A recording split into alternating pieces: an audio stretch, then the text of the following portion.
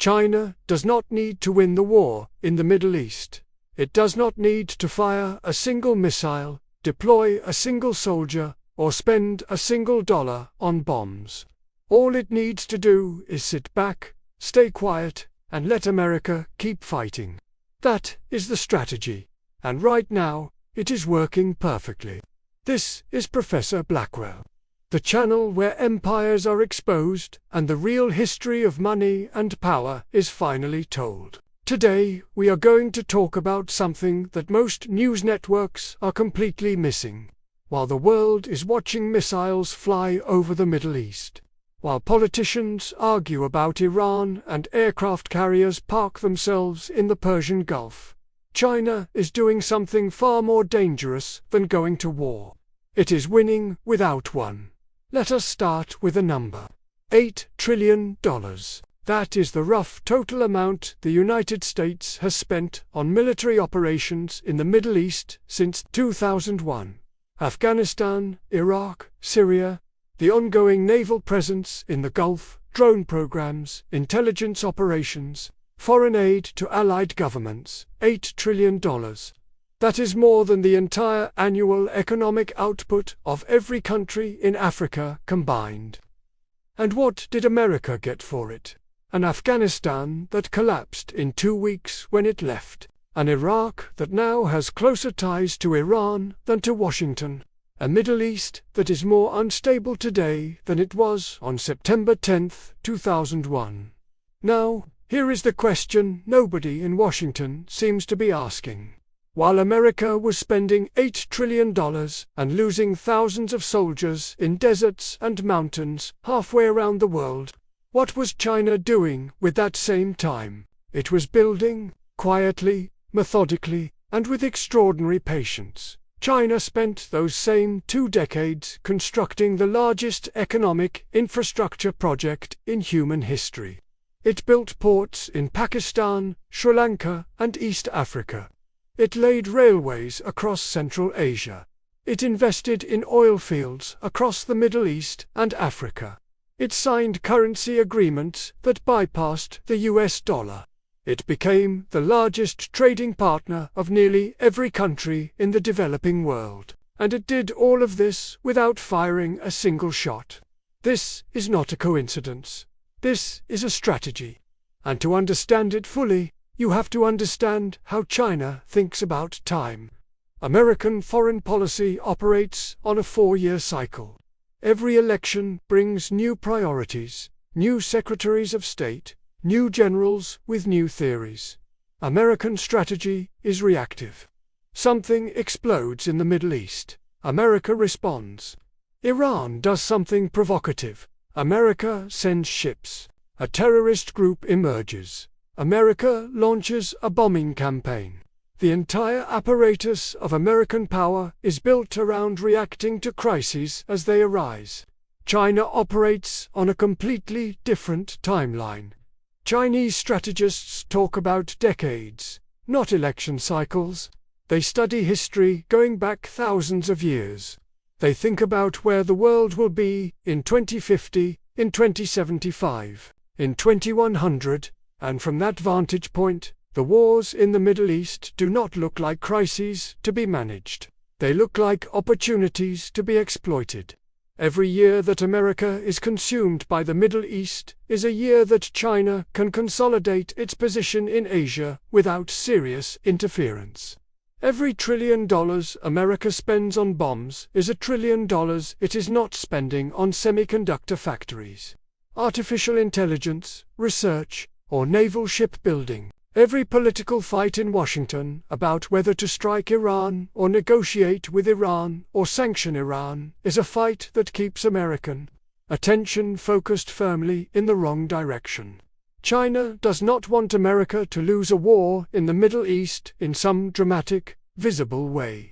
That would be too obvious, too destabilizing, and might actually shock Washington into refocusing. What China wants is exactly what it has been getting for 20 years. A long, slow, expensive, inconclusive American entanglement that drains resources, divides public opinion, exhausts military readiness, and keeps the foreign policy establishment permanently distracted. Now let us talk specifically about Iran, because this is where the strategy gets particularly sophisticated. Iran and China signed a 25-year cooperation agreement in 2021. The details of that agreement were not fully disclosed, but what emerged from various reports was striking. China committed to investing up to $400 billion in Iranian infrastructure, energy, and industry over that period. In return, Iran agreed to supply China with oil at heavily discounted rates, reportedly as much as 32% below market price. China also gained access to Iranian ports, railways, and military facilities that sit at the strategic crossroads of the Middle East, Central Asia, and the Persian Gulf. Think about what that means geographically. Iran shares borders with Iraq, Turkey, Afghanistan, Pakistan, Turkmenistan, Azerbaijan, and Armenia. It has coastlines on both the Persian Gulf and the Caspian Sea. It sits directly on the ancient Silk Road routes that connect China to Europe. For China, a friendly Iran is not just an oil supplier. It is a keystone in the entire architecture of its Belt and Road Initiative, the plan to connect Asia, the Middle East, and Europe under Chinese-built and Chinese-financed infrastructure. And American pressure on Iran has made China's job easier, not harder. Every sanction America places on Iran pushes Iran further out of the Western economic system and further into China's arms. Every threat of military action makes Tehran more desperate for a powerful patron that can offer protection. Every round of diplomatic isolation makes Beijing look, by comparison, like the only major power that is willing to do business without demanding political concessions. America's Iran policy, whatever its intentions, has functioned as a gift to Beijing for the last 2 decades. There is a deeper pattern here that stretches well beyond Iran. The United States and China are engaged in a competition for global influence. That competition is happening across 5 dimensions simultaneously: economic, technological, military, diplomatic, and what you might call narrative, meaning the story the world tells itself about which country represents the future. America is currently losing ground on at least 4 of those 5 dimensions. And the reason, in large part, is that it keeps spending its resources on a 5th one: military operations in the Middle East, while China invests in the other 4. Consider the technology dimension. The most consequential competition of the 21st century is not over oil fields or military bases. It is over who controls the technologies that will define the next 50 years. Artificial intelligence, quantum computing, semiconductor manufacturing, biotechnology, clean energy. These are the foundations of future economic and military power. China has invested massively in all of them, with a coordinated national strategy that involves government funding, academic research, and private industry all aligned toward the same long-term goals. America is also investing in these areas, and it is still ahead in many of them. But the gap is narrowing faster than most Americans realize. And every year that political energy in Washington is consumed by debates about Middle Eastern conflicts is a year that the strategic technology competition receives less attention than it deserves. Consider the economic dimension. China is now the largest trading partner of more than 120 countries. The United States, by contrast, has spent years pulling back from trade agreements, imposing tariffs, and questioning the alliances and institutions through which it exercised economic influence for decades. The Trans-Pacific Partnership, which would have bound 12 Pacific economies to American-led trade rules and created a powerful counterweight to Chinese influence, was abandoned. China, meanwhile, signed the Regional Comprehensive Economic Partnership with 15 Asian nations. creating the largest free trade area in the world by population. In the Middle East specifically, China has overtaken the United States as the dominant trading partner for Saudi Arabia, UAE, Iraq, and Iran. Countries that were once firmly in the American economic orbit are now far more economically integrated with Beijing than with Washington. And military pressure does not reverse that. If anything, it accelerates it, because it reminds those governments that the American relationship comes with demands, conditions, and the constant risk of being caught in someone else's war. Consider the diplomatic dimension. American foreign policy in the Middle East has burned through an enormous amount of goodwill over the past 2 decades.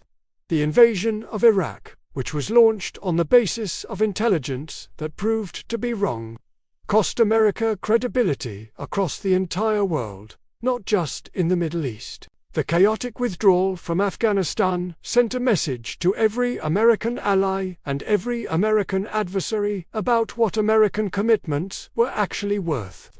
The recurring cycles of tension with Iran have made the entire Gulf region feel like a powder keg, where one miscalculation could drag everyone into a conflict nobody wants. China has used this atmosphere skillfully. In 2023, Beijing brokered a diplomatic agreement between Saudi Arabia and Iran, 2 countries that had been bitter rivals for decades, and whose rivalry had fueled conflicts from Yemen to Lebanon to Syria. China did not solve the underlying tensions between Riyadh and Tehran, but it demonstrated something important to the entire region. It showed that China could play the role of a neutral, patient, constructive mediator, while America was seen primarily as a military power with its finger perpetually on the trigger. That image matters. Countries make decisions about who to align with based not just on military power but on which major power makes them feel more secure and more prosperous. China is increasingly winning that perception battle across the developing world, and the Middle East in particular. Now, let us be honest about the limits of this argument. China has real vulnerabilities.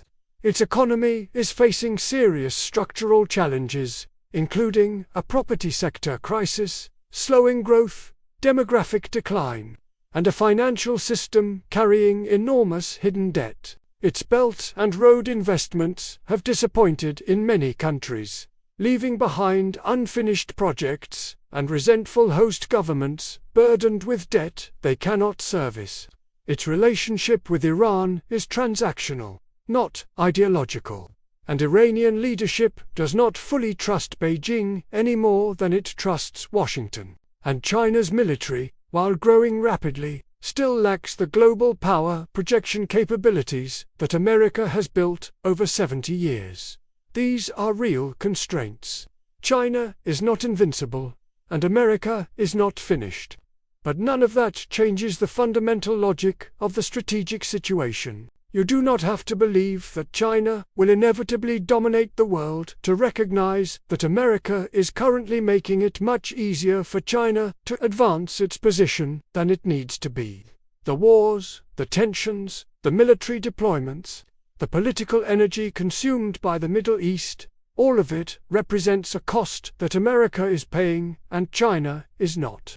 There is a concept in military strategy called economy of force. It means using the minimum necessary resources to achieve your objectives, so that you preserve your strength for the fights that matter most. China is practicing economy of force on a grand scale. It is achieving its strategic objectives across Asia, Africa, and the Middle East, largely through investment, diplomacy, and patient positioning. While America deploys its most expensive and politically costly instrument, its military, in a region that is increasingly peripheral to the central strategic competition. The Persian Gulf matters for energy. But the world is transitioning away from fossil fuels, and that transition will reduce the strategic importance of Middle Eastern oil over the coming decades. The countries that control the clean energy technologies of the future will have an enormous advantage over the countries that remain dependent on oil. China is the world's largest manufacturer of solar panels, electric vehicles, and batteries.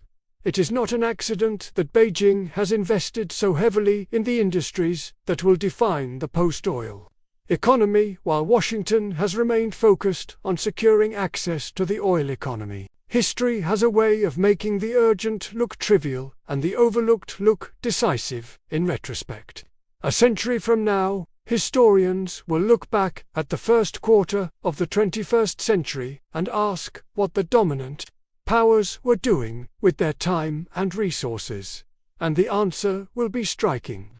America was fighting wars in Afghanistan, Iraq, and the broader Middle East. China was building the infrastructure, technology base, and diplomatic relationships that positioned it as the central node of the global economy. That does not mean America loses. It does not mean China wins. History is not written in advance, and the choices made in the next decade will matter enormously. But it does mean that the current trajectory is one that China would design for America if it could. And in some ways, that is almost what happened. Not because China manipulated America into its Middle Eastern entanglements, but because America, presented with a choice between reacting to immediate crises and playing a long game, consistently chose the immediate crisis. Reza Shah changed the name of his country in 1935 because he understood that names carry power and that defining yourself on your own terms is the first act of sovereignty. China understands something similar about strategy. It has defined the competition on its own terms, on a timeline that suits its strengths, in arenas where its investments give it advantages. And it has let America define the competition on terms that suit China even better: costly, grinding, geographically misplaced, and endlessly distracting. China does not need to win the war in the Middle East. It just needs America to keep fighting it. And right now, that is exactly what is happening.